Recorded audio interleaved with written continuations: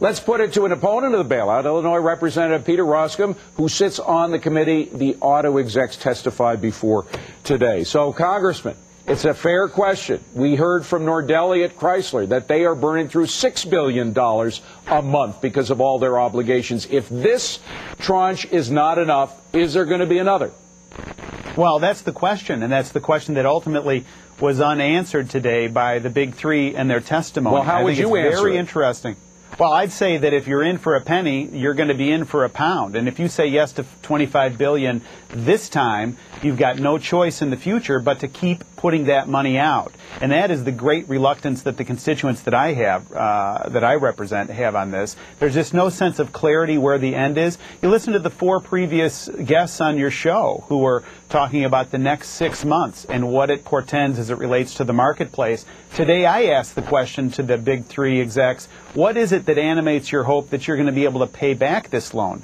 They were basing it on the premise that we've hit the bottom in the marketplace. Your four previous guests were arguing the other way, that we haven't seen the bottom of the marketplace. Are you comfortable with the models that I hope people in Congress have put together to see what would happen if General Motors and or Ford filed for Chapter 11 bankruptcy and that domino effect?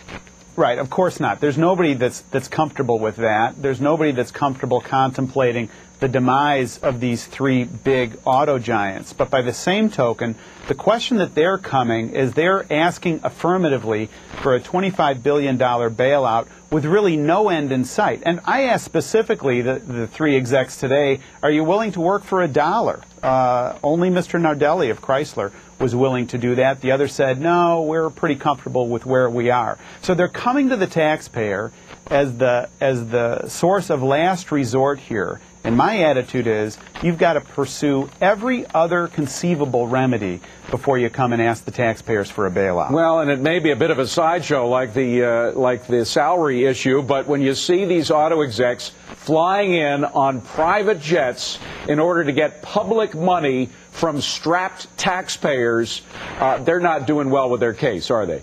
No, it's a little bit tough to take, and that was the point that I made with them. I said, look, you're stepping into this arena now, and you put yourself as the CEOs of these companies under great personal scrutiny when you're coming to the taxpayer, because you're essentially asking people, to take of their own and to give it to you. And when you're very highly compensated, ought you not be, at the very least, symbolic about this and trim your own sails and be willing to work like Lee Iacocca did? I don't think that's asking too much, frankly. Yeah, we didn't get an indication that they were ready to do that. I mean, it's a little extreme to say $1 for your salary. Rick Wagner told our own Rich Edson that he's already taken a 50% pay cut, but I don't think people are going to be crying for Rick Wagner right now.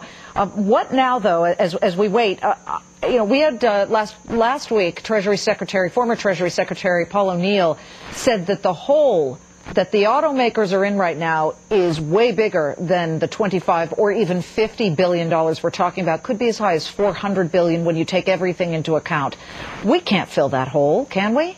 Well, right, that's the point. And doesn't this begin to sound a lot like Paulson's $700 billion bailout, where you begin to move in a particular direction? It's not very well thought out, with all due respect, and it begins changing very much based on day-by-day events. And now we've got the $700 billion bailout that hasn't manifested itself in the way that it was originally proposed to Congress. So my hunch is that this $25 billion is the first ask, the first of many future asks. And rather than go down that road, let's have this conversation right now before the taxpayers start investing in this. Representative Peter Roskam from the state of Illinois, thank you very much for coming in, Congressman. Appreciate it.